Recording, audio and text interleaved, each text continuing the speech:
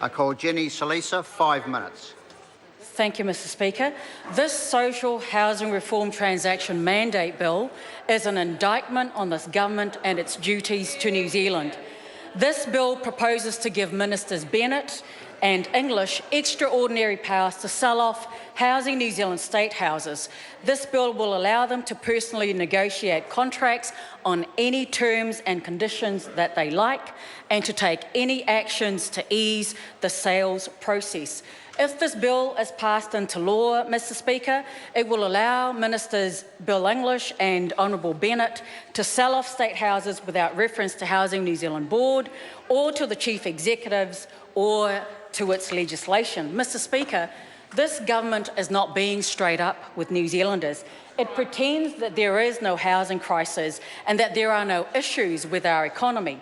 We have thousands and thousands of vulnerable families living in our electorate in Manukau East and South Auckland, Mr Speaker. Just last week, I saw a family of 9 parents with 7 young children coming to our office because they are homeless, seeking assistance. This family of 9 have moved in with their relatives. They share a home with 3 other families, 17 people, Mr Speaker, 17 people living in one house because the father, who is earning a low-income job, can no longer afford to pay the rent. The average house for a 3-bedroom house in Otara, which according to New Zealand's Deprivation Index is one of the poorest, most vulnerable communities in New Zealand, the average rent for a 3-bedroom house right now is $460 per week for a 3-bedroom house. Spending an average of $460 a week on rent, Mr Speaker, is a lot of money, especially when you take into account the fact that these are some of the poorest, most vulnerable in our society. The median household income for Otara right now is $48,500. The median household income for families in Otahuhu is $46,200. The struggles for families, for so many families that I see in my office in Otara, Mr Speaker, is very, very real. The family of 9 that I saw who reached out to me for assistance because they're homeless have gone through WIN's assessment process. They actually, I'm glad to report, are able to qualify to be housed in a Housing New Zealand state house.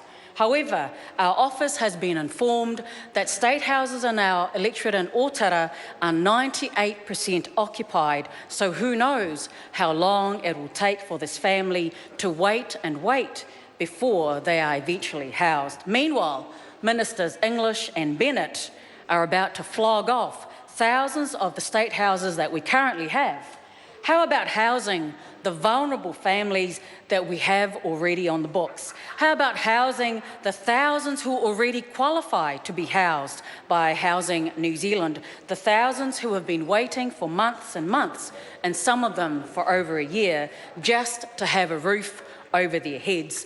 It would be great when this government, through their actions, actually show that they equally care for all families in all of Aotearoa, New Zealand, instead of just saying that they do care, instead of just saying that they're a compassionate Conservative government. Mr Speaker, actions speak louder than words. Mr Speaker, social housing plays a significant part in supporting the communities in my electorate. At the last count of the census, 1/3 of Manukau East's rental properties, 2/3 in Otara, actually belong to Housing New Zealand.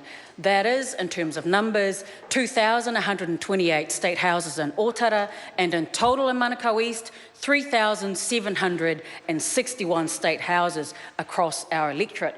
There is a shortage of social housing, and the numbers are indeed at an all-time high. Across all of New Zealand, over 5,000 families are already on the waiting list for a social housing state house.